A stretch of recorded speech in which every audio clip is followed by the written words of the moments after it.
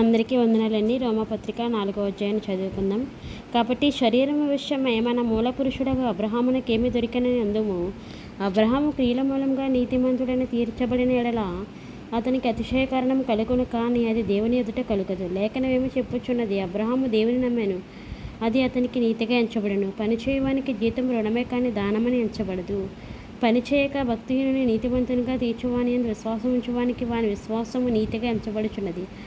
ఆ ప్రకారమే క్రియలు లేకుండా దేవుడు ఎవరిని నీతిమంతులుగా ఎంచునో ఆ మనుషుడు ధన్యుడని దావీదు కూడా చెప్పుచున్నాడు. ఎలాగనగా తన అతిక్రమములకు పరిహారం అందినవాడు, తన పాపమునకు ప్రాయశ్చిత్తం అందినవాడు ధన్యుడు. ప్రభువు చేత నిర్దోషిని ఎంచబడినవాడు ధన్యుడు. ఈ ధన్యవచనము సున్నతి గలవారిని గూర్చి చెప్పబడినదా, సున్నతి లేని వారి గూర్చి కూడా చెప్పబడినదా? అబ్రహాం యొక్క విశ్వాసం అతనికి నీతి అని ఎంచబడనుచున్నాము కదా. మంచిది. అది ఏ స్థితి ఎందు ఎంచబడెను? సున్నతి కలిగి ఉండినప్పుడా, సున్నతి లేనప్పుడా? సున్నతి కలిగి ఉండినప్పుడు కాదు, సున్నతి లేనప్పుడే. మరియు సున్నతి లేని వారైనను నమ్మిన వారందరికీ అతడు తండ్రి ఎగుట వలన వారికి నీతి ఆరోపించుటకే అతడు సున్నతి పొందకమునుపు తనకు కలిగిన విశ్వాసము వలన నీతికి ముద్రగా సున్నతి అను గుర్తు పొందెను. మరియు సున్నతి గలవారికి తండ్రి ఎగుటకు అనగా సున్నతి మాత్రం పొందినవారు కాక మన తండ్రి అయిన అబ్రహాము సున్నతి పొందక మునుపు అతనికి కలిగిన విశ్వాసము కడుగుజాడలను బట్టి నడుచుకొనిన వారికి తండ్రి ఎగుటకు అతడు ఆ గుర్తు పొందెను. అతడు లోకమునకు వారసుడగును. వాగ్దానము అబ్రహామునికైనను అతని సంతానమునికైనను ధర్మశాస్త్రం మూలంగా కలగలేదు, కానీ విశ్వాసం వలన నీతి మూలంగానే కలిగెను. ధర్మశాస్త్ర సంబంధులు వారసులైనలా విశ్వాసం వ్యర్థమగును, వాగ్దానము నిర్ధకమగును. ఎలా అనగా ధర్మశాస్త్రము ఉగ్రతను పుట్టించును, ధర్మశాస్త్రం లేనిలా అతిక్రమం లేకపోవును. హేతువు చేతున ఆ వాగ్దానం సంతతికి అనగా ధర్మశాస్త్రము గలవారికి మాత్రము కాక అబ్రహాముకున్నట్టు విశ్వాసం గలవారికి కూడా దృఢము కావాలని కృపను అనుసరించినదై ఉండినట్లు అది విశ్వాసం మూలముదాయను. తాను విశ్వసించిన దేవుని ఎదుట అనగా మృతులను సజీవులుగా చేయవాడును, లేని వాటిని ఉన్నట్టుగానే పిలిచేవాడు నేను దేవుని ఎదుట అతడు మనకందరికీ తండ్రి ఉన్నాడు. ఇందును గూర్చి నేను అనేక జనములకు తండ్రినిగా నియమించితిని అని వ్రాయబడి ఉన్నది. నీ సంతానం ఎలాగ ఉండునని చెప్పిన దానిని బట్టి తాను అనేక జనములకు తండ్రి అగునట్లు నిరీక్షణకు ఆధారం లేనప్పుడు అతని నిరీక్షణ కలిగి నమ్మెను.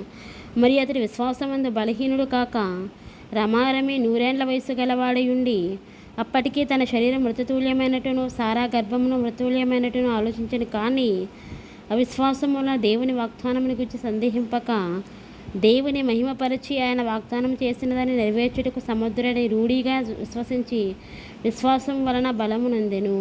అందుచేత అది అతనికి నీతిగా ఎంచబడెను. అది అతనికి ఎంచబడినని అతని నిమిత్తమే మాత్రమే కాదు, కానీ మన ప్రభువు అయిన యేసుని మృతుల్లోని లేపిన వాని విశ్వాసం ఉంచినది మనకును ఎంచబడునని మన నిమిత్తం కూడా వ్రాయబడెను. ఆయన మన అపరాధముల నిమిత్తం అప్పగించబడి మనం నీతిమంతులుగా తీర్చబడుటకే లేపబడెను. దేవుడు తన పరిశుద్ధ వాక్యం దీవించి ఆశీర్వదించును గాక. ఆమేన్. ప్రార్థన చేసుకుందామండి.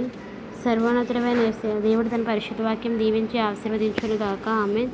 ప్రార్థన చేసుకుందాము.